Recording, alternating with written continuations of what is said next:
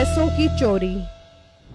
एक वक्त का किस्सा है। सुल्तानपुर गांव में एक गैस सिलेंडर का बहुत बड़ा गोदाम था, जिसमें बहुत सारे लोग गैस की डिलीवरी का काम करते थे। उन मुलाजमों में एक लड़का बिट्टू भी था। वो गैस सिलेंडर को दूसरे गांव में लोगों के घरों में ले जाता और गैस सप्लाई करता था। वो दिन भर मेहनत करता और शाम में अपने मालिक से तनख्वाह वसूल करता और खुशी खुशी घर जाता। उसकी जिंदगी बहुत अच्छी गुजर रही थी। फिर एक दिन उस गांव के बहुत बड़े चोरों की नजर उस पर पड़ जाती है। मीठे, अपनी परेशानी तो दिन ब दिन बढ़ती जा रही है। इस तरह तो हमारे सारे नकली पैसों को जंग लग जाएगा। सोचो सोचो, ये पैसे दूसरे गांव में कैसे पहुंचाए जाएं? चोरों का सरदार अभी कह ही रहा होता है कि बिट्टू उस जगह से गुजरता है। बिट्टू को देखकर मीठे के जहन में एक बहुत अच्छा आइडिया आता है। लंगड़ बगड़ियाल साहब, मेरे जहन में एक बहुत मस्त आइडिया आया है। हम नकली नोटों को एक बहुत नायाब तरीके से दूसरे गांव में पहुंचा सकते हैं। मीठे, वो कौन सा तरीका है, जल्दी बताओ, मुझसे इंतजार नहीं हो रहा।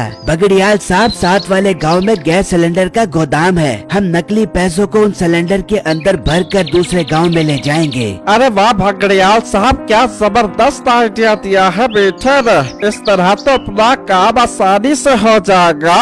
हाँ हाँ मीठे, मुझे तुम्हारा आइडिया बहुत पसंद आया है। अब तुम उस गोदाम में नौकरी करोगे, फिर हम उन गैस के सिलेंडर के अंदर पैसे भरकर अपना काम करेंगे। लेकिन भगड़ियाल साहब, वो गोदाम वाला तो सिर्फ गरीब लड़कों को नौकरियां देता है, अमीरों को नहीं देता। मुझसे बड़ा गरीब और कौन होगा। ऐसी एक्टिंग करूँगा कि वो मुझे नौकरी पर रखने पर मजबूर हो जाएगा। फिर अगले ही दिन मीठा नौकरी लेने उस गोदाम में चला जाता है और मालिक को आकर कहता है, सर जी, मुझे गैस सिलेंडर की डिलीवरी की नौकरी चाहिए। मैं आपके पास काम करना चाहता हूँ। अरे भाई, जाओ जाकर अपना काम करो। तुम तो शक्ल से खाते पीते घर के लग रहे हो। मैं तो सिर्फ गरीबों को नौकरी पर रखता हूँ। सर जी, मेरे खूबसूरत और हसीन और जमील चेहरे पर न जाएं। इस हसीन चेहरे के पीछे गरीबी के तूफान छुपे हुए हैं। क्या तूफान छुपे हैं, जरा मुझे भी तो पता चले। सर जी, मेरे फेफड़ों के अंदर मिट्टी की गोल गोल गोलियां हैं। जब मैं सांस लेता हूँ तो मुझे उन गोलियों की बोलियां सुनाई देती हैं कि मीठे हुस्न के अजीम शाहकार, हमें बाहर निकालो। तो बेटा, तू इन्हें बाहर निकलवा कर पासे मार। सर जी, बाहर तो तब निकालूं जब मेरे पास ऑपरेशन करवाने के पैसे हों। तभी तो मैं आपके पास नौकरी मांगने आया हूँ, ताकि मैं अपने फेफड़ों का ऑपरेशन करवा सकूं। बेटा, तू तो बहुत मुस्तहिक इंसान है। तू कल से मेरे पास नौकरी पर आ जा। मीठा ये सुनकर बहुत खुश हो जाता है और अपने सेठ को आकर बताता है, सेठ साहब, अपना काम बन गया है। मुझे उसके पास नौकरी मिल गई है। अरे उस गैस सिलेंडर वाले ने तुझे कैसे नौकरी दे दी? वो तो एक नंबर का खड़ूस है। किसी से नौकरी कैसे मांगते हैं, ये मेरे बाएं हाथ का काम है। मैंने उसके पास अपनी गरीबी के ऐसे रोने धोने शुरू किए कि वो मुझे नौकरी देने पर मजबूर हो गया। मीठे, बहुत अच्छा किया तुमने। अब कल सारे सिलेंडर यहाँ पर पहुँचाओ, फिर उसमें पैसे भरकर दूसरे गांव में पहुँचाएंगे। फिर अगले ही दिन मीठा काम पर पहुँच जाता है और मुलाजिम उसकी गाड़ी में सिलेंडर रख देते हैं। मीठे, ये सारे सिलेंडर साथ वाले गांव में पहुँचा दो और उनसे सारे पैसे नकद लेकर आना।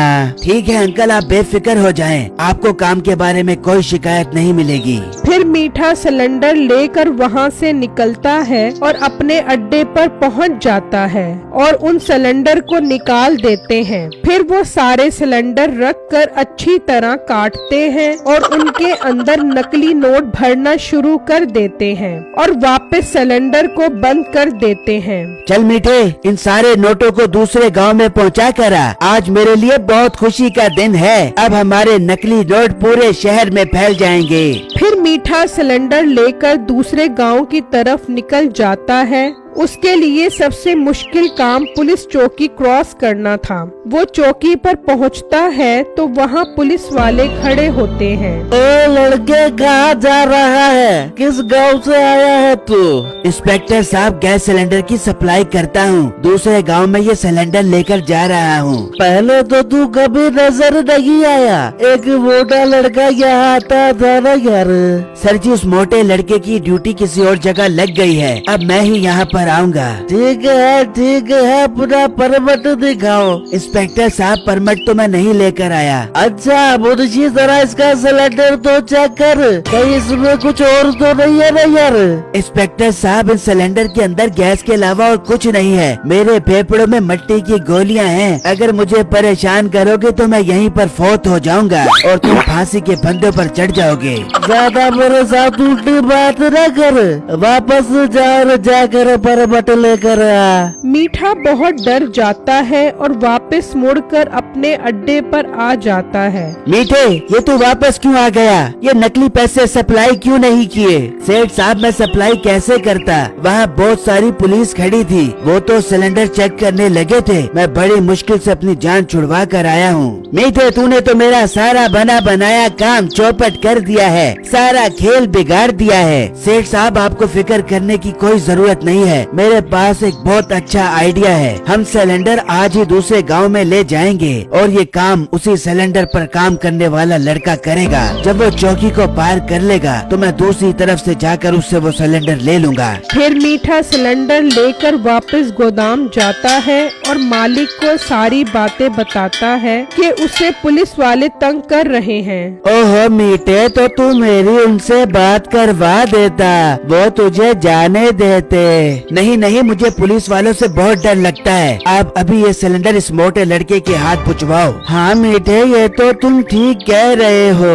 और बिट्टू, जाओ ये सिलेंडर दूसरे गांव में जाकर दे आओ। इस मीठे को तो उस पुलिस वालों से डर लग रहा है। पर सर जी, अभी तो शाम होने वाली है। मैं कल जाकर ये सिलेंडर वहाँ दे आऊँगा। ओ मोटे, तू पागल तो नहीं हो गया? आज का काम कल पर नहीं छोड़ना चाहिए। मेरी अम्मी जान मुझे रात को लोरी देते हुए कहती थी कि आज का काम कल पर छोड़ोगे तो फिर कल कभी नहीं आएगी। नहीं मीठे, बिट्टू ठीक कह रहा है। ये कल ये सिलेंडर ले जाएगा। अब तुम घर जाओ और लड़कों ये सिलेंडर वापस उतार दो। मीठा ये बात सुनकर बहुत परेशान हो जाता है। ओ यार, मर गया। अगर ये सिलेंडर गाड़ी से उतार लिया तो ये सिलेंडर दूसरे सिलेंडर में मिक्स हो जाएंगे। तो फिर मुझे कैसे पता चलेगा कि नकली पैसों वाला सिलेंडर कौन सा है? मुझे आज ही ये मसला हल करना पड़ेगा। मीठे, अब जा क्या सोच रहा है? सर जी, अपने लड़कों को रोको, वो सिलेंडर ना उतारें। मेरी अम्मी जान ने मुझे मेरे पैदा होने वाले बच्चों की कसम दी थी कि बेटा आज का काम कल पर कभी नहीं छोड़ना। सर जी, मैं आपको कसम देता हूँ कि मेरी अम्मी की कसम मत टूटने दें। मैं खुद ही ये सिलेंडर ले जाता हूँ। ठीक